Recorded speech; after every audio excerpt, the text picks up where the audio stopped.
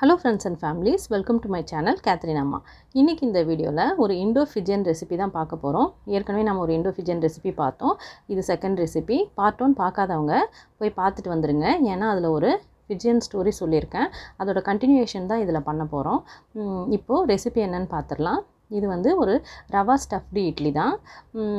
இதோட origin India தான். ஆனால் இப்போது ஃபிஜியில் ரொம்ப ஃபேமஸாக இருக்கிற ஒரு உணவு. இப்போ நான் என்ன பண்ணியிருக்கேன்னா 1 கப் ரவா எடுத்திருக்கேன்.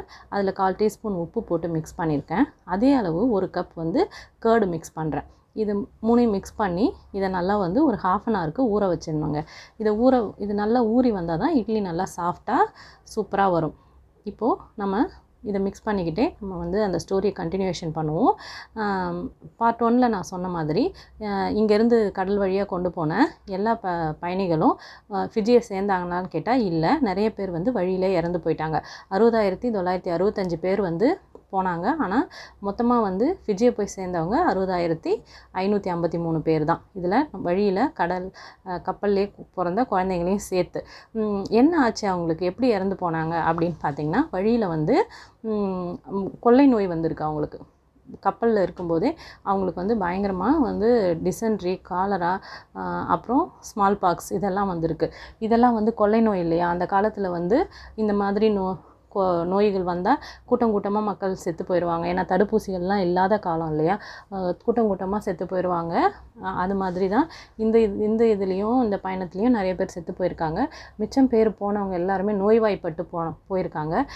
ஒரு வழியாக அவங்க ஃபிஜி போய் சேர்ந்தப்போ இப்படி எல்லாருமே வந்து ஸ்மால் பாக்ஸ்லேயும் கால்ராலையும் நோயில் இருந்ததால் அங்கே இருந்த அரசியல்வாதிகள் வந்து இவங்களை வந்து நாட்டுக்குள்ளே விடக்கூடாது, நாட்டுக்குள்ளே இறக்குனா வந்து ஃபிஜியில் இருக்கிற நேட்டிவ் ஃபிஜியன்ஸ்க்கு வந்து நோய் தொத்திக்கும் அப்படின்னு சொல்லிட்டு இவங்களை கப்பல்லேருந்து இறங்கவே விடலை. நிறைய போட்டில் காவல் படையினரை போட்டு யாராவது இறங்கி ஊருக்குள்ளே வந்துட போகிறாங்கன்னு சொல்லிட்டு அவங்கள பாதுகாப்பு பண்ணியிருக்காங்க. டே அண்ட் நைட்டு இறங்கி வராதபடிக்கு கப்பல்லே வச்சு அவங்களுக்கு ஹாஸ்பிட்டல் இதெல்லாம் பண்ணி அங்கேயே பார்த்துருந்துருக்காங்க. அதுக்கப்புறம் ஃபிஜியில் ஒரு இடத்துல இவங்களுக்காக தனியாக ஒரு இடம் செட் பண்ணி அந்த இடத்துல கூடாரெல்லாம் போட்டு ஹாஸ்பிட்டல் வசதியெல்லாம் பண்ணி அதுக்கப்புறம் தான் ஒரு 10 டேஸ்க்கு அப்புறம் அவங்களெல்லாம் அங்கே கொண்டு போய் தங்க வச்சுருக்காங்க. அப்படி அதுக்கப்புறமாவது இப்படி போனவங்களோட வாழ்க்கை நல்லா அமைஞ்சிச்சா அப்படின்னு பார்த்தா இல்லை. இவங்க கான்ட்ராக்டில் போனவங்க இல்லையா? இவங்க எல்லாம் எதுக்காக போயிருக்காங்க? அடிமைகளாக வேலை செய்ய தான் போயிருக்காங்க. இது அவங்களுக்கு தெரியாது. போனவங்களெலாம் நம்ம அடிமைகளாக வேலை செய்ய போகிறோன்றது தெரியாது. அங்கே ஃபிஜியில் இருந்த கரும்பு தோட்டங்களில் வேலை செய்கிறதுக்கு தான் கூட்டிகிட்டு போயிருக்காங்க கான்ட்ராக்ட் அடிப்படையில். ஆனால் இவங்கள கொத்தடிமைகளாக தான் நடத்தியிருக்காங்க. இவங்க யாருக்கும் சரியான சாப்பாடோ சரியான கூலி கூட கொடுக்கறதில்ல. 12 மணி நேரம் 15 மணி நேரம் வேலை வாங்கியிருக்காங்க. காலையில் 5 மணிலேருந்து நைட்டு வரைக்கும் கரும்பு தோட்டத்தில் வேலை செய்ய வேண்டி இருந்திருக்கு. அப்படி வேலை செஞ்சாலும் அவங்களுக்கு சரியான வந்து சம்பளமோ ஃபெசிலிட்டியோ எதுவுமே கொடுக்கல.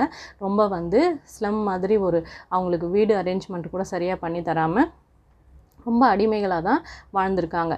இங்கேருந்து போன எல்லாரும் ஒரு புது கனவோட புது வாழ்க்கை கிடைக்க போகுது அப்படின்னு நினச்சி வறுமையெல்லாம் தொலைய போகுதுன்னு நினச்சி போயிருந்தாங்க. ஆனால் வந்து யாருக்குமே அப்படி போச்சான்னா இதை விட அதிகமாக தான் அங்கே கஷ்டப்பட்டுருக்காங்க. அப்படி கஷ்டப்பட்டதுனால அவங்க என்ன பண்ணியிருக்காங்க, நாங்கள் திருப்பி நாட்டுக்கே போயிடுறோம், இந்தியாவுக்கே போயிடுறோம்னு சொல்லி கேட்டதுக்கு அப்போ இந்த கவர்மெண்ட் சொல்லிடுச்சு, நீங்கள் வேணால் உங்கள் சொந்த செலவில் தான் நீங்கள் போய்க்கணும், நாங்களாம் கூட்டிகிட்டு போக மாட்டோம்னு சொல்லி அவங்களுக்கு கை விரிச்சிச்சு. அவங்களால எப்படி சொந்த செலவில் போக முடியும், திருப்பி வர முடியும்? அவ்வளோ எக்ஸ்பென்ஸ் இல்லையா அந்த காலத்துலலாம் கடல் வழி பயணம்லாம். அது வந்து ஏற்கனவே இவங்க 3.5 மாதம் ட்ராவல் பண்ணி போயிருக்காங்க. இவங்களுக்கு கொடுக்கப்பட்ட சம்பளமோ இவங்களுக்கு இருந்த வாய்ப்புகளோ வந்து திரும்பி வரதுக்கான வாய்ப்பை ஏற்படுத்தியே கொடுக்கல. இதனால் கஷ்டப்பட்டு 10 வருஷம் வந்து முதல் 10 வருஷம் ரொம்ப அடிமைகளாகவே அங்கேயே வேலை செஞ்சுருக்காங்க. அதுக்கப்புறம் தான் இந்த அடிமைத்தள வாழ்க்கை, இந்த அரசியல் அமைப்பெல்லாம் மாறினதுக்கப்புறம் அதை அபாலிஷ் பண்ணிட்டாங்க. இந்த மாதிரி அடிமைகள் வச்சுக்கக்கூடாதுன்னு. அதுக்கப்புறம் தான் வந்து திருப்பி இந்தியாவுக்கு வர்றதுக்கு இவங்க வாய்ப்பு கிடச்சிருக்கு. அப்படி வந்து எல்லாருமே போனவங்க எல்லாரும் திரும்பி இந்தியா வந்தாங்களான்னு பார்த்தா இல்லை. அதில் வந்து ஒரு 25,000 பேர் தான் இந்தியாவுக்கு திரும்பி வந்திருக்காங்க. மிச்சம் பேரெல்லாம் அங்கேயே செட்டில் ஆகிட்டாங்க.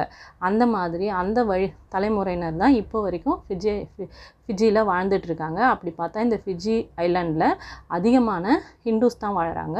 ரிலீஜன் வந்து ஹிந்துயிசம் தான் ஃபாலோ பண்ணுறாங்க. மோஸ்ட்லி ஹிந்துயிசம், அதுக்கப்புறம் தான் இஸ்லாம், அதுக்கப்புறம் கிறிஸ்டியானிட்டி, இப்படி தான் இருக்காங்க. அங்கே பரவலாக இன்றைக்கும் பேசப்படுற மொழி வந்து ஹிந்தி தான்.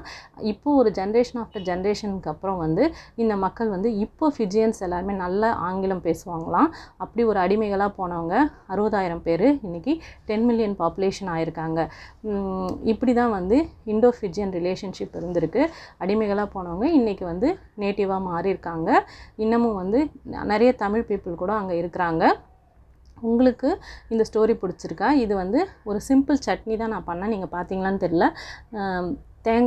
தேங்காவை வறுத்துக்கிட்டு தேங்காயில் சீரகமும் காஞ்ச மிளகாயும் போட்டு வறுத்து அது கூட கொத்தமல்லியும் கருவேப்பிலையும் வச்சு நல்லா அரைச்சிக்கிட்டேன்.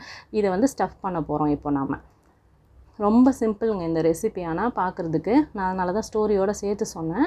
இது வந்து அவங்களோட இப்போ பாரம்பரியமான உணவு வகையில் ரொம்ப ஃபிஜியில் வந்து ரொம்ப ஃபேமஸான உணவு. இது ரொம்ப டேஸ்ட்டாக இருக்குது. நீங்களும் செஞ்சு பாருங்கள், செஞ்சு சாப்பிட்டு பாருங்கள். இது வரைக்கும் இட்லி பிடிக்கல, உப்புமா பிடிக்கலன்னு ஓடுறவங்க எல்லாருமே வந்து இதை திருப்பி செஞ்சு கொடுக்க சொல்லி கேட்பாங்க. அந்தளவுக்கு டேஸ்ட்டாக இருக்குது. ரவா இட்லி பண்ணிவிட்டு அதுக்குள்ளே இந்த சட்னி மட்டும் இப்போ நான் அரைச்ச மாதிரி கொஞ்சம் டிஃப்ரெண்ட்டாக அரைங்க. ரொம்ப சிம்பிள் சட்னி தான். இது வந்து உங்களுக்கு பிடிக்கும்னு நினைக்கிறேன். இந்த வீடியோ நீங்கள் இது வரைக்கும் சப்ஸ்கிரைப் பண்ணாமல் பார்த்துட்ருக்கீங்க அப்படின்னா சப்ஸ்கிரைப் பண்ணுங்கள். ஏன்னா இது மாதிரி நல்ல இன்ட்ரெஸ்டிங்கான வீடியோஸோடு நான் மீண்டும் உங்களை சந்திப்பேன். உங்களுக்கு இந்த வீடியோ பிடிச்சிருந்ததுன்னா நிறைய பேருக்கு ஷேர் பண்ணுங்கள். என்னோடய சேனலுக்கு சப்ஸ்கிரைப் பண்ணிவிட்டு லைக் பண்ணுங்கள், கமெண்ட் பண்ணுங்கள். தேங்க்ஸ் ஃபார் வாட்சிங்.